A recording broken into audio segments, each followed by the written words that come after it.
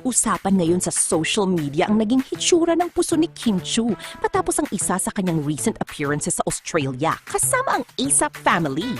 Napansin ng ilang netizens na tila mas prominent umano ang kanyang puson sa ilang videos at larawan, dahilan upang agad itong maging trending online. Hindi naman nagpahuli ang ilang fans sa pagbibigay ng kanilang haka-haka.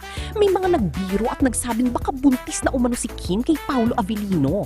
Gayunpaman, marami rin ang agad na nanawagan na iwasan ang mga ganitong espekulasyon, lalo na kung wala namang anumang kumpirmasyon mula sa aktres.